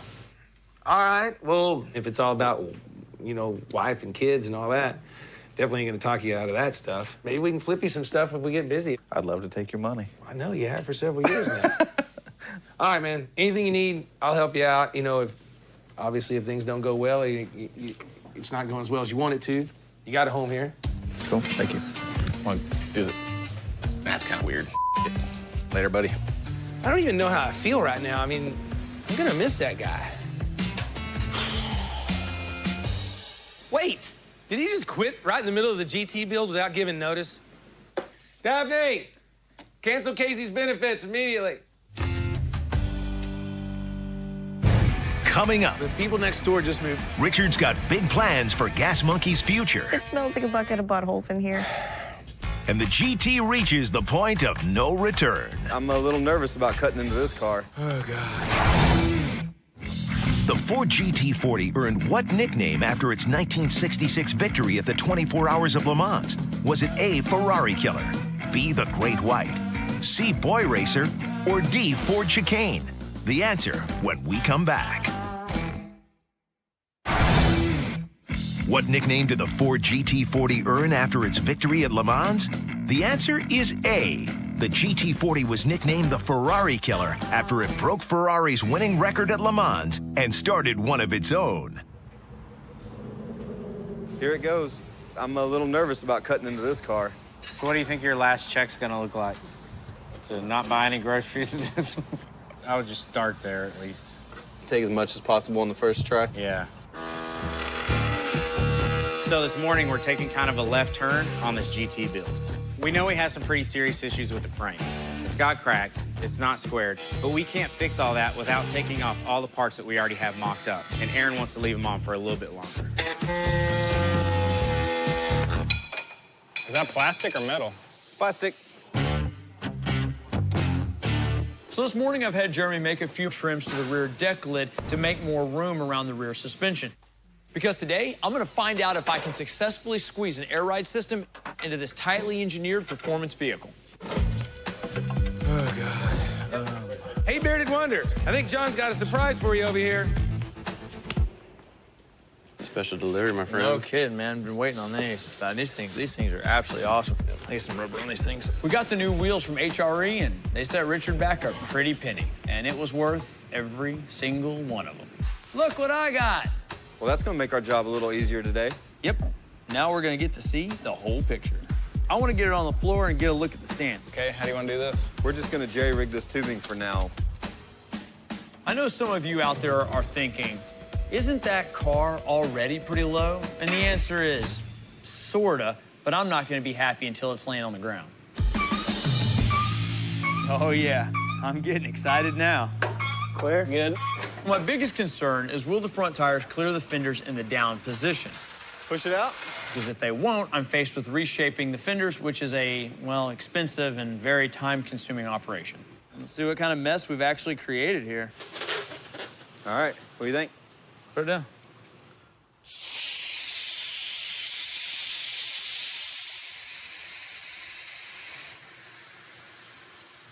Dude. You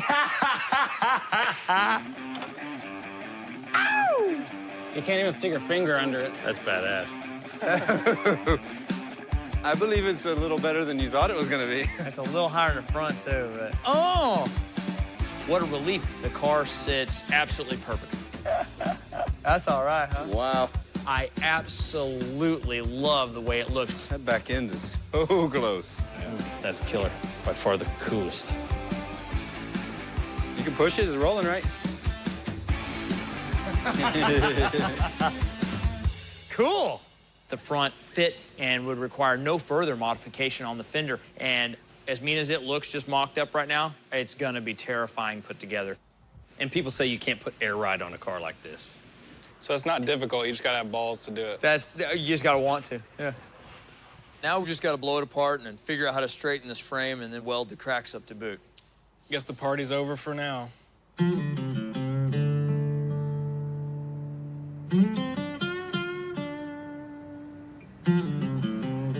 So while Aaron's playing around with his Ford GT, I was thinking about the Camaros that I almost brought home the other day, and, well, something occurred to me. Christy, Dabney, come on.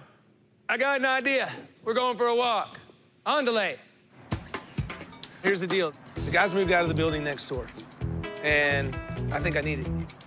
What? What? Well, we're busting the seams in there, and we got to keep the nice inventory inside. So between the big build and the cars we keep around for the show, Gas Monkey's already outgrowing its current building, and we would have had nowhere to put all that stuff. So when the space opened up next door, I immediately thought of a new Gas Monkey showroom, you know, the kind that's guaranteed to help Gas Monkey sell cars. It's the perfect opportunity to grow, but then we got to build it out. And then I'll be looking at least $4 grand in rent a month. So I brought Christy and Daphne over. I mean, Daphne's got to write the checks. How am I supposed to afford this? Well, I'm not worried about any of y'all's problems. This is about me wanting a building to put the cars in. At least check it out. Just show us this dive. I think you're crazy. It's only 2 feet between our buildings. We can put a couple of doors, and then we have all this for storage. When the cars are done, when they're for sale, they're not outside, they're not getting rained on. It'll work. I mean, I can put the offices here. We gain a few bathrooms. We're busting the seams over there. I love my brother very much. I think he's brilliant. What? I think he has great ideas. I think he's delusional. The renovations alone, glass ceilings, donut dollies. What's a donut dolly, first of all? That thing that spins around, With the show car cars. on it, so you can take pictures. Oh, hell no. No, we're not getting all bougie either. I wouldn't be looking at this if it was down the street or around the corner. This is next door. Are we gonna get rid of the rats? I don't see any rats. It smells like a bucket of buttholes in here. It's pretty bad. I'm gonna do it. Am I putting my balls on the line? Yeah, but, you know, I want to grow Gas Monkey. I don't want to just be a little car dealer in Dallas. How quickly do you see us moving here? I want to be in here in 90 days. He's insane. Delusional. You guys could roll down to Home Depot and get some freaking rollers and some paint. It'll be nice. Bye, Richard. Yeah, I'm out. This is gonna work. It is not. You guys are weak. Y'all don't even know how to make an investment for the future. Coming up. Here's the 38 Mercedes. The motor's got a little bit of knocking. Richard tries to make a deal on a dud. It looks pretty good. The only thing I don't like is the price you gave me. And Aaron faces the welding challenge of his career. We really only have one chance to get this right. Dear Diary, today I'm writing in regards to Aaron and Richard not knowing what the hell they want to do.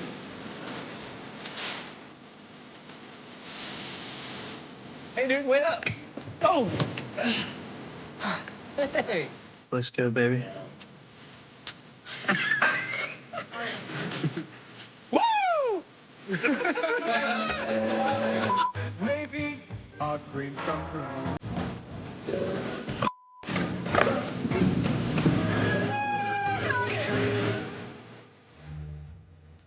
Later, Casey.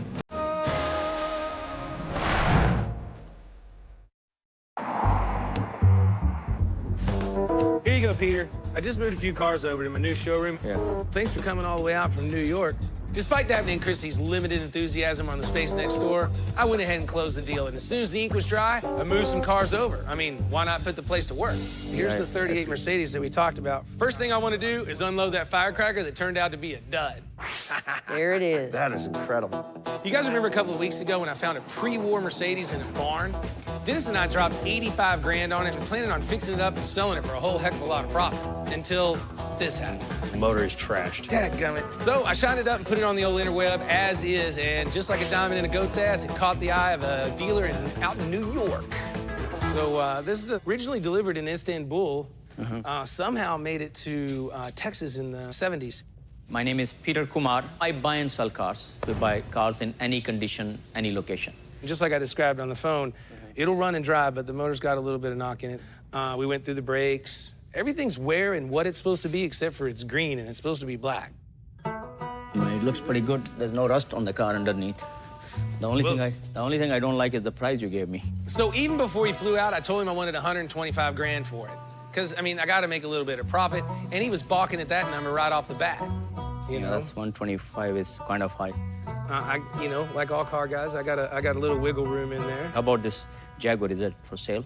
Oh yeah, I got this Jaguar and that one. And another one? Yeah, I haven't even. That's when Peter spotted the Jags.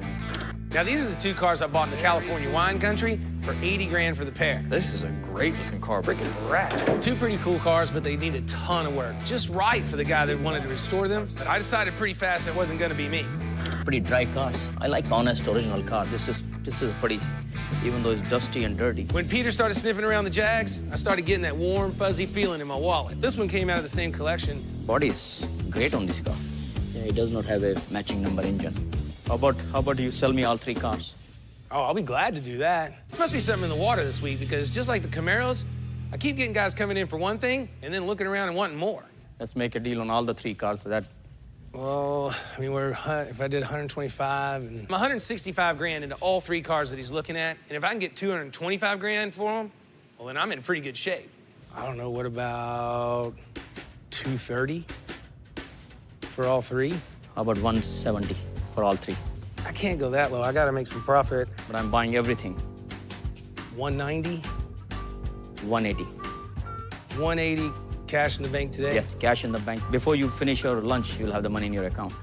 Well, that's not the number of my dreams, but these aren't the cars of my dreams either. So I'd rather have a whole bunch of money in my bank than 3 losers on the showroom floor.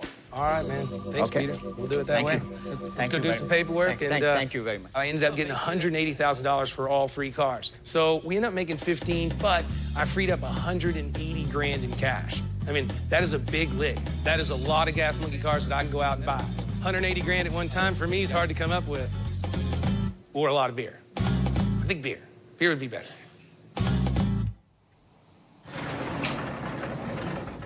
Hey, Kiki, can you help me with this? Sure. All right, so that's pretty darn square. I would say. No daylight, no nothing. Let's check this other one.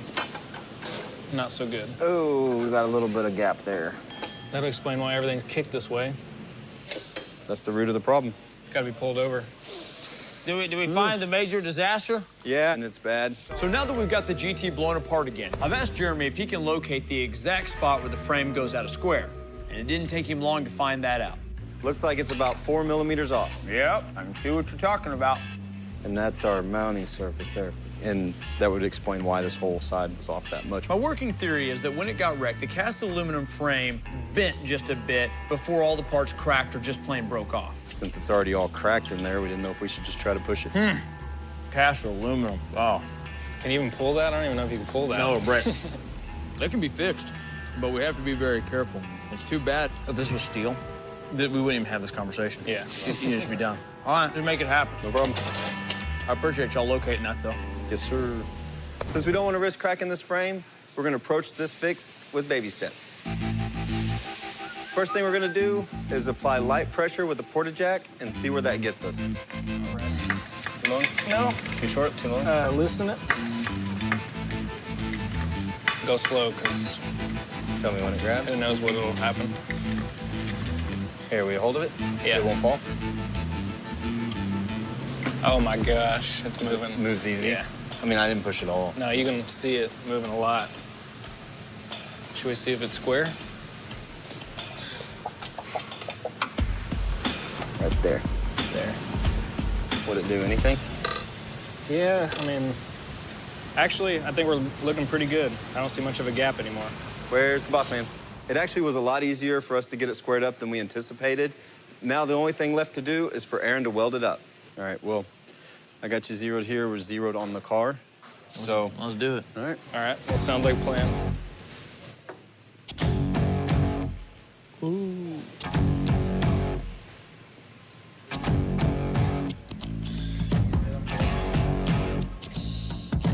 So we're finally here. It's time to dig in on this cast aluminum frame. And that means getting the front end welded up in place and then getting all those cracks we found welded up also. The thing that makes this such a tricky job is that aluminum draws heat and moves it so quickly, it takes a tremendous amount of power to weld it. We really only have one chance to get this right. We can't really do it multiple times. And if I don't, this GT will turn into a $140,000 hole in Richard's wallet. I don't have the tools to fix that. This is Horrible. Next week on Fast and Loud. With the Ford GT in pieces. This is freaking me out. Richard desperately tries to pull together a sales plan. 550 grand for one of these at auction. But when a hero arrives to save the day, Pretty rad. Richard's left guessing what's behind door number 3. Save the best for last. Yeah. Will Richard see the writing on the wall? There's a lot of daggone money. We're missing a bin. Or will the letters GT spell Gas Monkey's ruin? I'm never scared. It's bad. Super bad. Boom! Is that it?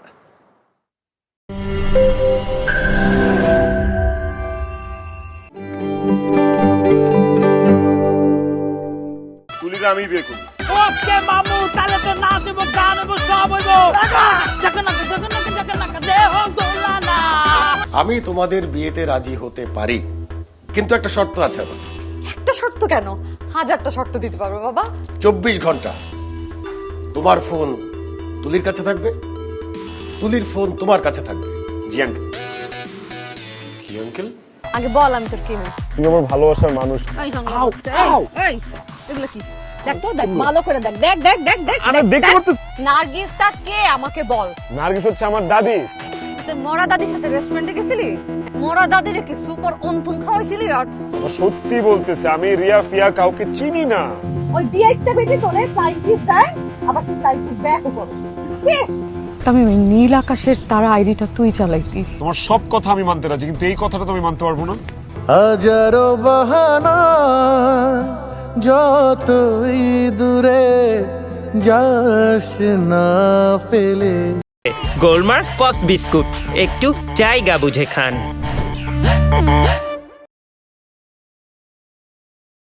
Shyamoli UPVC রঙিন roofing sheet, বাংলাদেশের একমাত্র 3 স্তর বিশিষ্ট রঙিন sheet Shyamoli UPVC roofing sheet. Shyamoli roofing sheet আজীবন superhit. এই আকাশি নীল রংটা মেয়েদের খুব মানায়, তাই তাদের খুব পছন্দ এটা। আর আপনাকে হলুদ রঙে মানায় না, বেশি পরবেন না।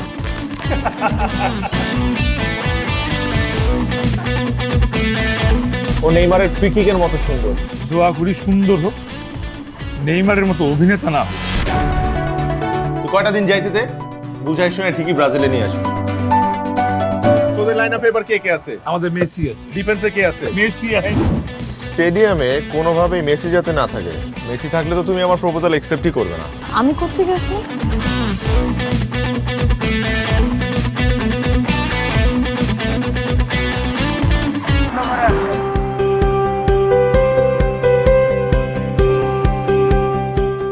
আমরা লোক সরকারি কাজে আসছি, দরকারি। কি কাম? কোনটা সুমারি করতে আসছি যে কার কার বাড়িতে আবে একটা মেয়ে আছে তার একটা লিস্ট করতে আসছি। লিস্ট করবেন তো আপনাকে খাতা কলম কই? খাতা কলম দেখা? খাতা করতে পারবো আমি। খাতা করতে পাইবো, এখন তো ডিজিটাল যুগ না, মোবাইলে সব হিসাব নিকাশ হয়। মোবাইলটা দেখাই দে। আমার তো বাটন ফোন।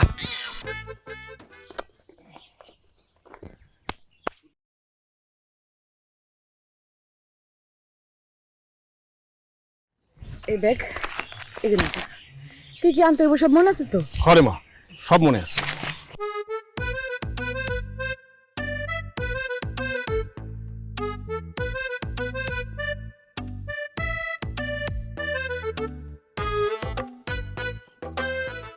শৈরে কেমন আছিস তুই? ইস কি যে সুন্দর লাগতেছে, পরিলাহান লাগতেছে, কারণ অজানা লাগে। এই তুই এখন কেমনে এলি? আইসি তোর খুব দেখতে ইচ্ছা করতেছিল তো, এই লাগা তোর লাগা সুইটটা আইসি। কি সুন্দর লাগতেছে, কি মাখতাছিস মুখে? আবু তাবুর কথা বাদ দে, তোর না বাইন্দা রাখছিল, তুই ছুটলি কেমনে? ওই সিরকানি বাইঙ্গা আইসি। এখন কি চাস তুই? কিছু চাই না, তাই ওই যে তোর বাপে যে বড়ি বেছে না, সার পোকার বিষ যে ওদিকে আছে।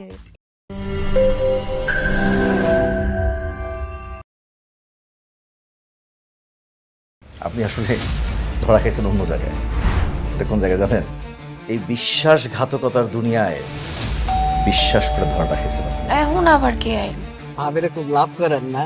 আপনার ভাবি দিচ্ছে কিরম করে যেন পূর্ণিমার আলো এসেছিল, এই আলো আর তখন বের হয়নি, বুঝতে পারিস? ভবিষ্যতে যে কি হবে সেটা তার করতে পারতেছি না, কিন্তু আমার মনে হচ্ছে যে আমার বউটার আগের মতো নেই। এত বছরে আপনার অ্যাকাউন্টে কোনো টাকাই জমা নেই। এটা যে সুমন দিয়ে গেছে কেউ দেখেনি তো? না পা, আইসিনে তো কালকে তোমার মালটা তো ঠিকই টের পাই যাবে।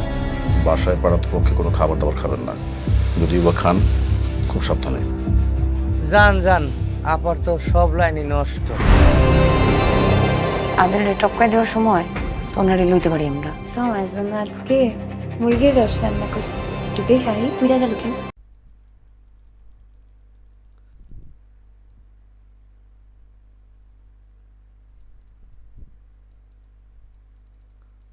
Chú Khang trời.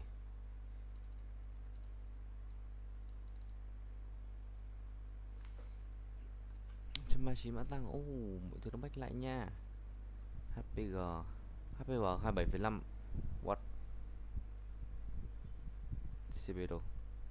TCB 23,2.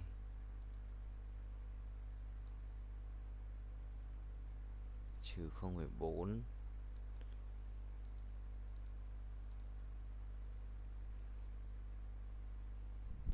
TCB vừa vùng giảm giá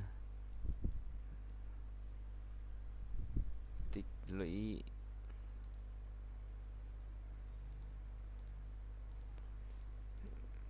biểu đồ gì đấy, hồ sơ cổ tức 2023 chấm cổ phiếu à.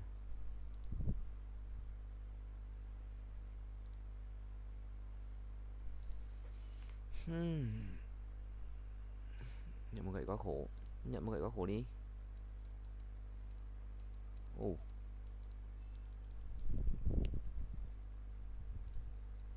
Đấy, yes sir. Đấy, yes sir.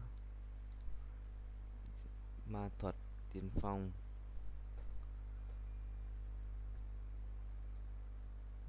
Lòng anh cứ đau thật lại. Wow, 3.2 thằng hình kinh ấy. 141 mã tăng.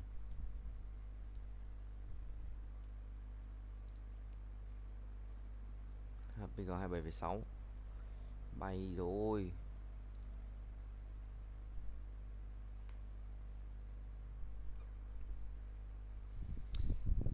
Tắt gút.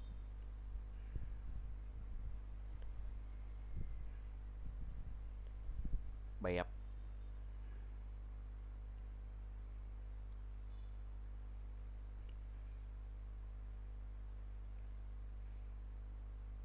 Chỉ biết đi cần được hết không?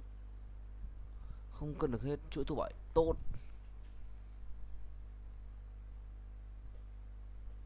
Vậy 55 bình thường, 3,2. Kể lòng anh cứ đau thật lại.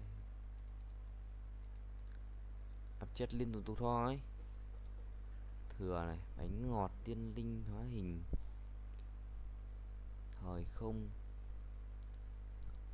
Tiên linh hóa hình, tiên linh.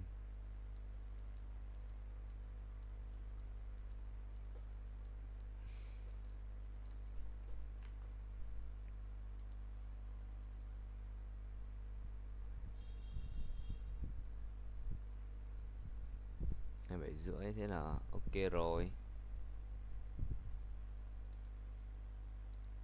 Khoản là bao nhiêu?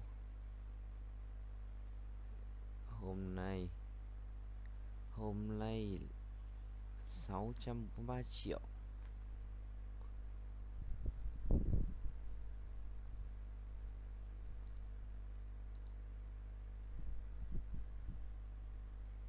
Upcom HNX hóa xe. Tự nhiên là chủ mình nhá, tham và Ken rồi. Unbelievable.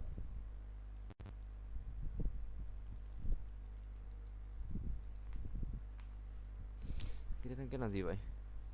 Can trường bù là mau lấy thăm Ken. Thằng sụt. Ông mật hóa hình, tiên linh can trường. Học giả ấn chính.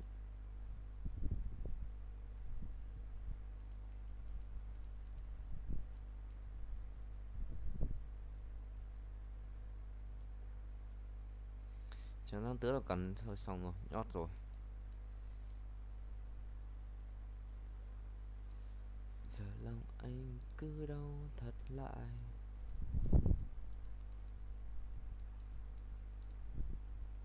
Bạt 2 ạ. Cái gì đấy, cái gì đấy. Rồi đấy, con em kia về để kia luôn.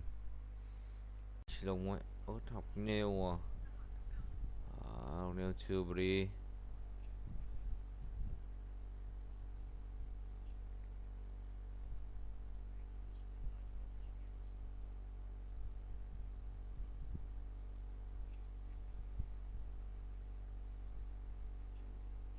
Lucifer.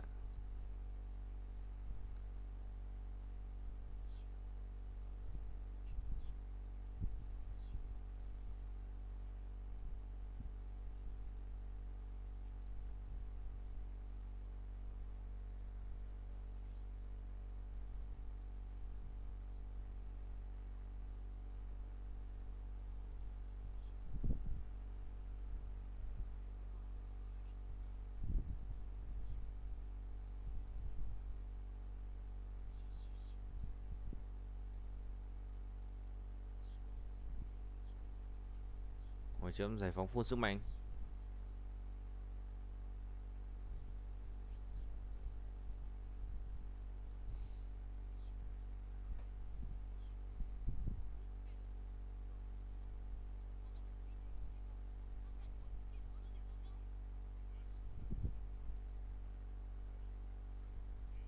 Bản sao sinh học.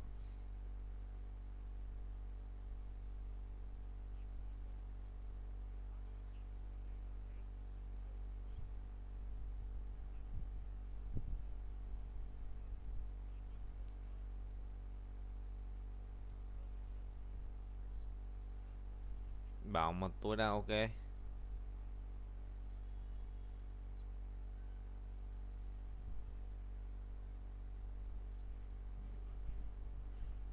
Khu vực 13. Ai da.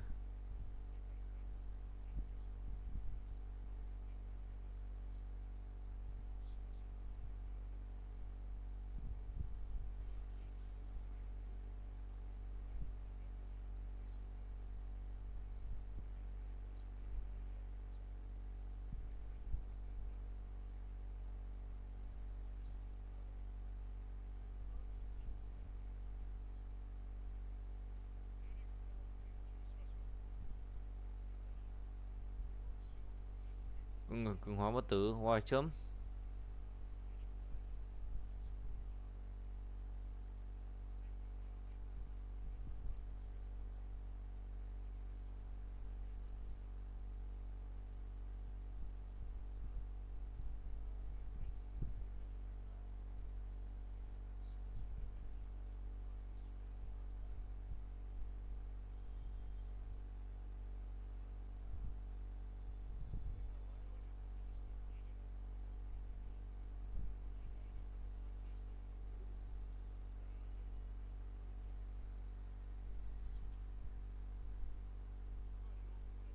Trực để làm cha.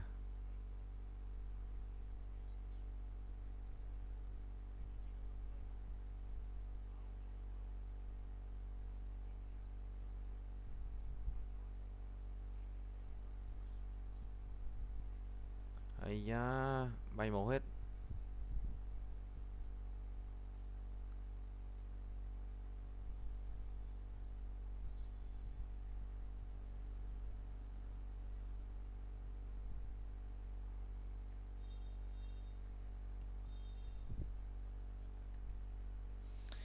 Là sao ta? Không hiểu lắm nhỉ.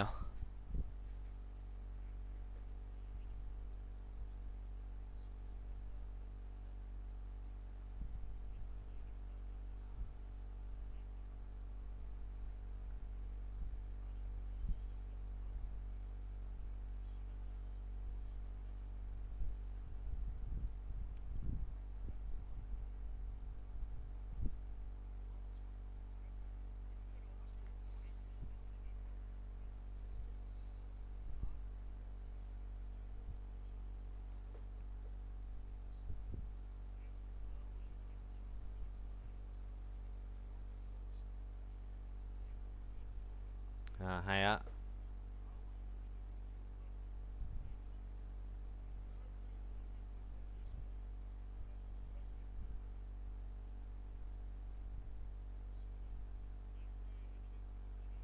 Licolai Imu Rescue.